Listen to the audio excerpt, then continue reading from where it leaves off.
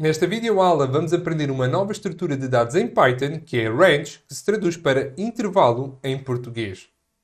Python permite organizar a minha informação sob a forma de sequências. Por exemplo, se os meus elementos forem apenas caracteres, eu digo que tenho uma sequência de caracteres, que é uma string. Se os meus elementos forem mutáveis, eu tenho uma estrutura de dados, que é uma lista. E se os meus elementos forem imutáveis, eu tenho uma estrutura de dados, que é uma tupla. Range, em Python, é um caso específico de uma tupla. Ou seja, é uma sequência de elementos imutáveis, mas estes elementos, para além de não poderem ser alterados ao longo do meu código, todos eles têm de ser números inteiros. E de facto, nós já falámos de range no nosso videocurso quando falámos de statements do tipo for. Porquê? Porque nós utilizávamos a função range para criar uma sequência que organizava um conjunto de números desde um valor inicial até um valor final, de acordo com um determinado passo. E esta é a beleza de range. Range permite-me criar facilmente intervalos de números inteiros, desde um número inicial até o número final, de acordo com um passo que eu lhe quero aplicar.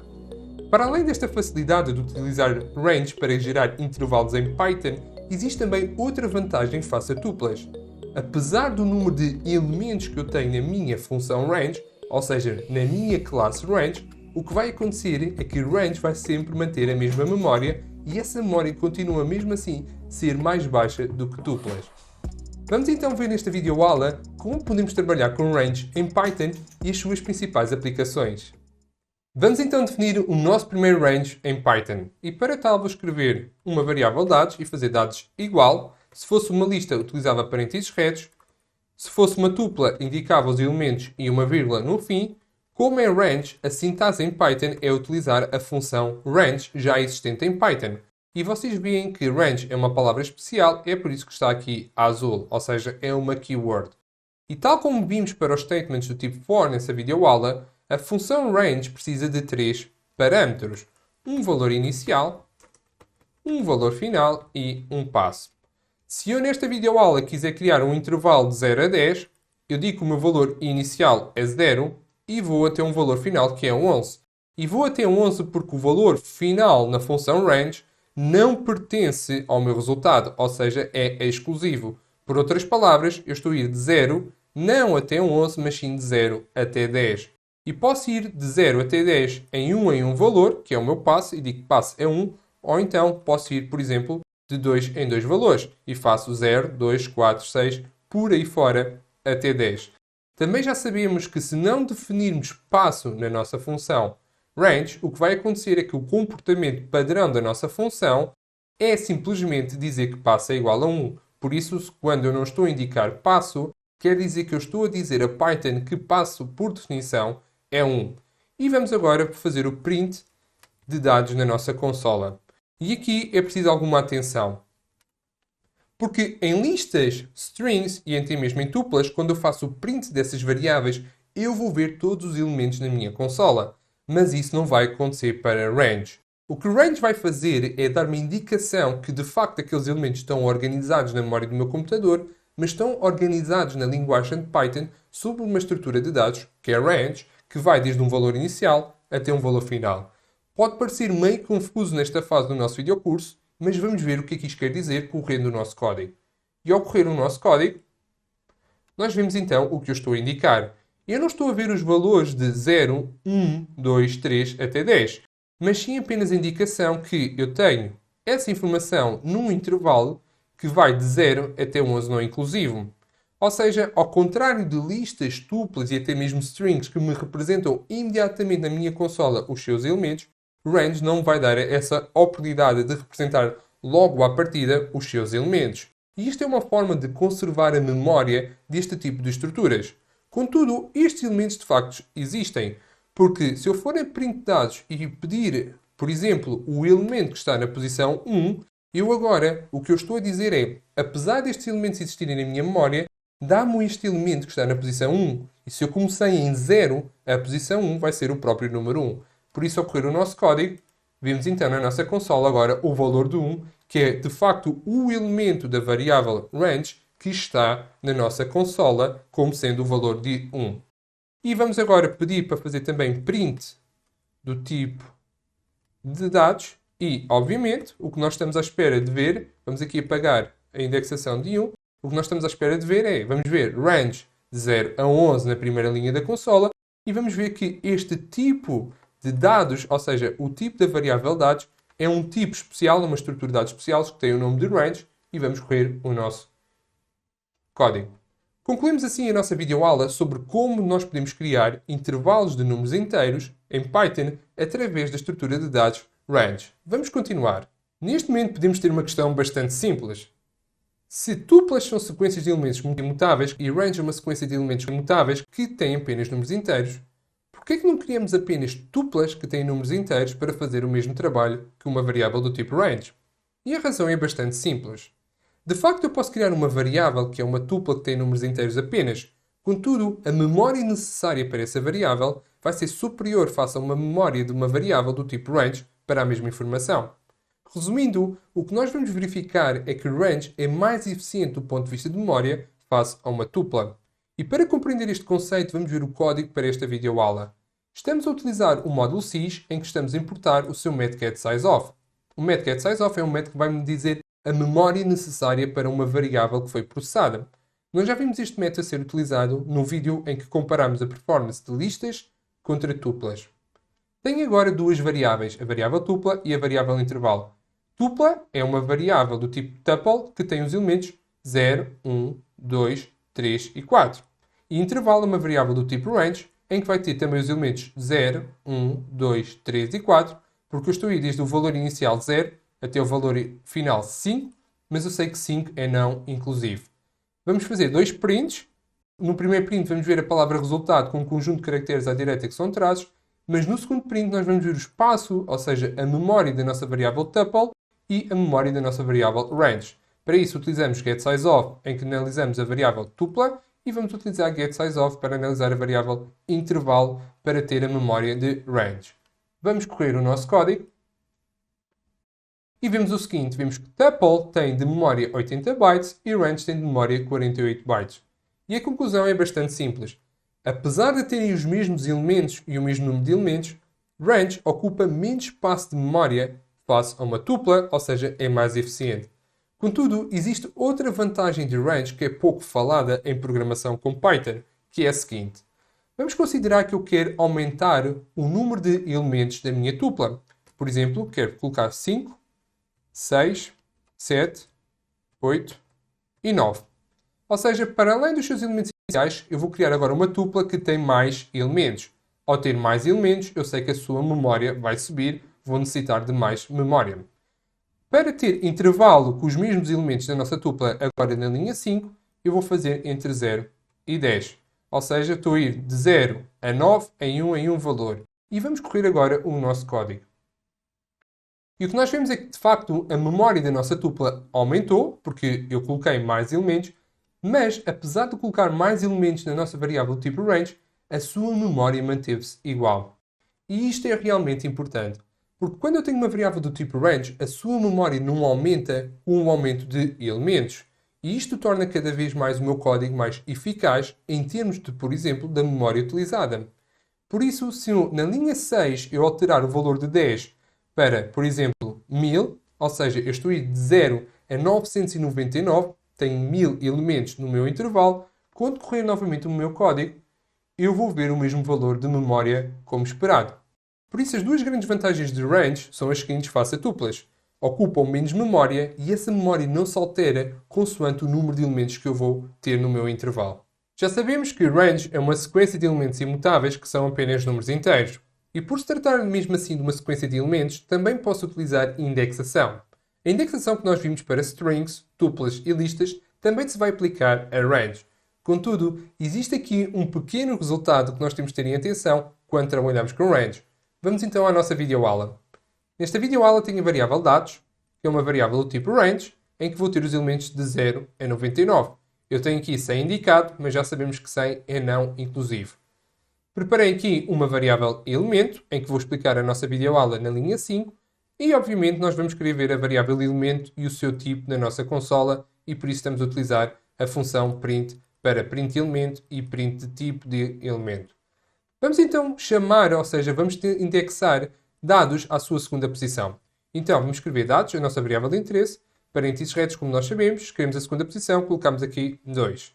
Ao correr o nosso código, vamos ver o valor de 2 na nossa consola e cá está, temos o nosso valor de 2 na nossa consola.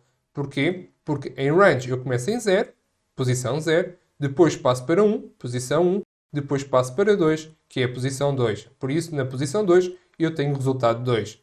E como range é uma sequência de elementos imutáveis que são do tipo inteiro, são números inteiros, obviamente que este valor 2 também vai ser um número inteiro. Eu posso utilizar índices negativos, por exemplo, menos 1, ou seja, estou a varrer o meu intervalo da direita para a esquerda e o primeiro valor da direita para a esquerda é o primeiro valor de intervalo, que eu sei que é 99. Por isso, ao correr o nosso código, vemos 99 e, obviamente, 99 é um número inteiro. Contudo, para listas, tuplas e até mesmo strings, nós vimos que podemos passar mais informação na nossa indexação. Por exemplo, nós podemos indicar um valor inicial, um valor final e até mesmo um passo. Vamos então considerar que eu quero os elementos que estão desde a posição 10 até à posição 20, que eu sei que é não inclusiva, e vou de passo de 1 em 1. Ou seja, 10, 11, 12 até 19. O que vai acontecer é que eu não vou ter elemento como sendo o conjunto de elementos que vão desde 10 a 19. O que eu vou obter é elemento como sendo um range também, porque de facto vai ser um subintervalo da minha variável inicial que é dados. Por isso, o que nós vamos ver na linha 7 é a indicação de range de 10 a 20, e o que nós vamos verificar é que o nosso elemento vai ser do tipo range também. Vamos correr o nosso código. E vemos então aqui a nossa informação, em que eu tenho agora não acesso aos meus elementos de 10 a 19, mas sim indicação que estão estruturados sobre a forma de um range que vai de 10 a 20, em que 20 é não inclusivo, e obviamente que o subelemento que eu vou ter vai ser também um range, porque estou a partir de uma variável que é do tipo range. Nesta videoaula vamos falar dos nãos das variáveis do tipo range. Apesar de range ser uma sequência de elementos imutáveis, que são números inteiros, existem várias operações que não vão estar acessíveis a estas variáveis. Por exemplo, a concatenação e a repetição. Temos então aqui na nossa videoaula duas variáveis, dados 1 e dados 2, que são ambas variáveis do tipo range, em que nós vamos tentar concatenar, vamos tentar repetir e vamos tentar mudar um dos seus elementos. Tem a variável resultado, em que eu vou tentar fazer estas operações e, obviamente, vamos tentar ver o nosso resultado na consola. Vamos começar pela concatenação e, tal como vimos para tuplas, por exemplo, eu faço dados 1, operador mais dados 2. Ou seja, em 6 estou a tentar concatenar os elementos de dados 1 com os elementos de dados 2. E estou a tentar concatenar através do operador mais. Apesar de PyCharm não me estar a dar aqui nenhuma indicação de um erro, eu sei que não vou conseguir correr este código, porque as variáveis do tipo range não permitem a concatenação, por isso na minha consola eu vou ver esse erro. Vamos correr o nosso código e vimos então o nosso erro que está associado ao tipo da nossa variável que é do tipo range, e em range eu não posso fazer concatenação. Tal como não posso fazer a concatenação, também não posso fazer a repetição. Por isso, se eu tentar fazer a repetição de dados duas vezes, quando correr o meu código também vou obter o mesmo erro, ou seja, um erro associado ao tipo de variável que eu estou a trabalhar, que é do tipo range, e range não permite a repetição. E como dados também é uma sequência imutável de elementos, se eu tentar mudar esses elementos também vou ter um erro. Vamos tentar alterar o primeiro elemento de dados 1, então faço dados 1, indexação na posição 0, e em vez de começar em 0, vou tentar começar em 5. Então faço dados 1 igual a 5. Obviamente que a nossa variável resultado desapareceu, vamos tentar fazer o print de dados 1 na nossa consola. Mais uma vez, eu não tenho nenhuma indicação do PyCharm a dizer que este código tem aqui um problema, mas ao correr o nosso código sei que vou ver aqui um erro. E este erro, mais uma vez, está associado ao tipo da minha variável. Porquê? Porque nesta situação nós temos uma variável que é do tipo range, que é uma sequência de elementos imutáveis, ou seja, eu não posso mudar os seus elementos. Resumindo, esta videoaula serve para dizer o seguinte: apesar de range ser uma sequência de elementos imutáveis, algumas operações que nós utilizamos para tuplas não vão estar acessíveis para informação que está sobre a forma de uma estrutura de dados que é do tipo range. Nesta videoaula vamos falar da comparação de variáveis do tipo range. E tal como para listas e tuplas, a comparação de variáveis do tipo range tem de obedecer a três critérios simultaneamente. O primeiro critério é que ambas as variáveis a comparar têm de ser do tipo range. O segundo critério é que ambas as variáveis têm de ter o mesmo número de elementos. E, por fim, o terceiro critério é que ambas as variáveis têm de ter os mesmos elementos. Vamos então passar à nossa videoaula. E para esta videoaula temos a variável a e b, em que b é uma variável do tipo range, e para já a é uma variável do tipo tuple. Tem que range vai de 0 até 4, de 2 em 2, ou seja, os elementos 0, 2 e 4, que são os mesmos elementos que a, que é uma variável do tipo tuple. Tem comparação, onde vamos fazer a comparação de a e de b. Vamos fazer print de comparação para ver este valor na consola. Já sabemos que comparação só pode ser verdadeiro ou falso. E vamos pedir na nossa consola também a representação da variável a e dos seus elementos. Obviamente também vamos pedir o seu tipo. E vamos pedir também b na nossa consola e o tipo de b também na nossa consola. Vamos então comparar a com b. E para tal, na linha 6, fazemos a igual, operador de comparação, b. Nós sabemos que esta comparação vai ser falsa porque a é uma tupla e b é uma variável do tipo range. Por isso, a nossa comparação vai ser falsa. Vamos correr o nosso código e vemos então a nossa comparação com falso como expectável. Porquê? Porque nós temos uma tupla e uma tupla é diferente de uma variável do tipo range. Logo, a comparação não se verifica. Vamos transformar agora a para range e vamos fazer range, em que vamos fazer agora range de 0 até 5 em um valor, ou seja, 0, 1, 2, 3, 4, 5 é não inclusivo, e vamos agora correr o nosso código. E o que nós vamos verificar é o seguinte: apesar de serem ambas do tipo range, nós temos mais elementos em A do que faço em B. Porque em B eu estou a ir de 0 a 5, de 2 em 2 valores, 0, 2 e 4, enquanto em A eu estou a ir de 0 a 5, de 1 em 1 valor, ou seja, tenho os elementos 0, 1, 2, 3 e 4. Por isso, obviamente, a nossa comparação é falsa. Contudo, se eu corrigir agora A para passe igual a 2, nós sabemos que A e B são ambas range e vão ter o mesmo número de elementos e, obviamente, que esses elementos vão ser iguais, por isso a nossa comparação agora vai ser verdadeira. Vamos correr o nosso código e temos a nossa comparação como verdadeira, porque são ambas range e têm agora ambas também o mesmo conjunto de elementos, ou seja, o mesmo número e o mesmo valor de elementos. Atenção que eu agora posso fazer aqui uma alteração, que é o seguinte. Eu vou agora fazer não de 0 a 5, mas de 0 a 6 em A.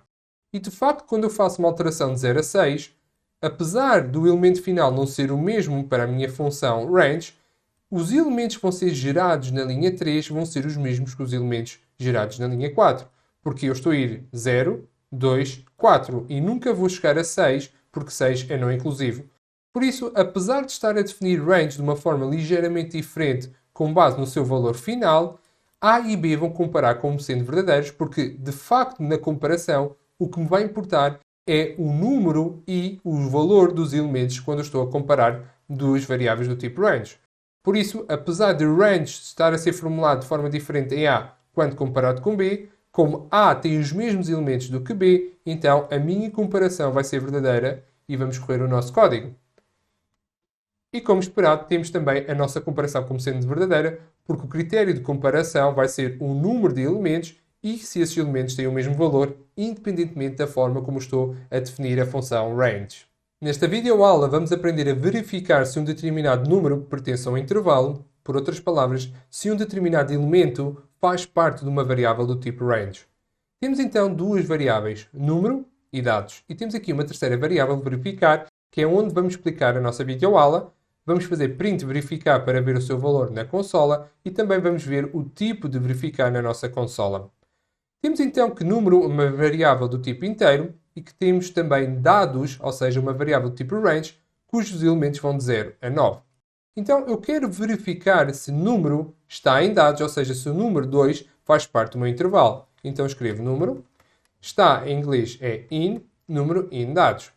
Em 6 estou a perguntar se o número está em dados. E se eu estou a fazer uma pergunta, posso ter uma resposta e essa resposta só pode ter duas opções. Número está em dados, ou seja, sim, verdadeiro, ou número não está em dados, ou seja, esta resposta é falsa. Isso quer dizer que verificar vai ser um booleano em que só pode ter o valor de sim ou não, por outras palavras, true ou false. Como 2 está no intervalo de 0 a 9, então verificar vai ser true. Vamos correr o nosso código. E vemos true, e obviamente que verificar é de tipo booleano. Se eu agora perguntar se o número 45 está no intervalo de 0 a 9, Então verificar vai ser falso. E vemos aqui a resposta false na nossa consola. E posso também fazer as perguntas na negação. Posso perguntar se o número 45 não está em dados. E de facto 45 não está em dados agora. Por isso esta resposta aqui vai ser verdadeira. Vamos escolher o nosso código. E se eu percorrer agora o mesmo código com o número 2, 2 não está em dados. Obviamente que esta resposta vai ser falsa, porque de facto 2 está em dados. Vamos escolher o nosso código. E temos então o valor de falso como esperado. Vamos continuar com o nosso videocurso. Nesta videoaula vamos falar então dos métodos comuns index e count que são aplicados a sequências e como range também é uma sequência, vamos ver a sua aplicação. Esta videoaula vai ser bastante breve porque de facto vocês vão perceber pelos próprios resultados que estes métodos não são frequentemente utilizados para variáveis do tipo range. Vamos então considerar uma variável do tipo range, dados, que vai ter os elementos de 10 até 79. Em resultado, nós vamos ver aqui a aplicação dos métodos que vamos estudar nesta videoaula e vou fazer print de resultado na nossa consola para indicar o nosso resultado. Vamos começar por count. Então eu posso chamar a nossa variável dados, faço .count, e agora vou fazer count em que eu vou contar o número de vezes que, por exemplo, 25 aparece na variável dados. E obviamente que esta resposta vai ser sempre 1. Porquê? Porque como range é uma sequência de elementos que são números inteiros organizados de uma posição inicial até uma posição final, estes elementos não se repetem neste intervalo, por isso todos os elementos deste intervalo apenas aparecem uma vez. Vamos escolher o nosso código e vemos que o resultado é 1. Se eu agora pedir, por exemplo, 36, também vou ver o resultado 1 na nossa consola e cá está, como esperado, o resultado 1. E, obviamente, se eu pedir um elemento que não pertence a dados, ou seja, que está fora do nosso intervalo, por exemplo 100, eu sei que a minha contagem vai ser 0. Porquê? Porque eu de facto não tenho este elemento, então a sua contabilização vai ser 0. Por outras palavras, a aplicação do metCount para range vai sempre dar o valor de 0 ou 1 e por isso não é bastante útil em termos programáticos. Se eu utilizar agora index, por exemplo, vamos utilizar o método index e quero saber a posição do valor 36. Ou seja, eu quero saber na variável dados qual é a posição do elemento que tem o valor de 36. E agora vou correr o meu código e verifico que 36 está na posição 26. Se eu pedir, por exemplo, na posição 10, ou seja, o meu primeiro valor, eu sei que este index vai me dar de posição 0, o resultado vai ser igual a 0. Ao correr o nosso código tem 0. E se eu procurar um elemento que não pertence aos meus dados, por exemplo 250, eu sei que vou obter um erro. Vamos correr o nosso código e temos então um erro. Porquê? Porque temos que o elemento 250 não pertence ao meu intervalo e este comportamento é normal, tal como vimos para listas e tuplas. Concluímos assim o nosso estudo sobre variáveis do tipo range em Python. Até este momento no nosso curso já falámos de strings, listas, tuplas e range e falámos também das suas operações e métodos. Na próxima videoaula vamos então começar a falar de funções que podem ser aplicadas a estas estruturas de dados para tirar ainda mais informação para além das operações e métodos que eu posso realizar. Até já!